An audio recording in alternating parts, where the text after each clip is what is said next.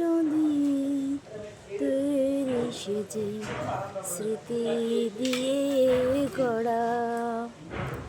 এমন দেশটা কোথাও খুঁজে পাবে না কো তুমি। সকল দেশের রানী সেজে আমার জন্মভূমি, সেজে আমার জন্মভূমি। মহান বিজয় দিবস 16 ডিসেম্বর, সবাইকে 16 ডিসেম্বরের শুভেচ্ছা।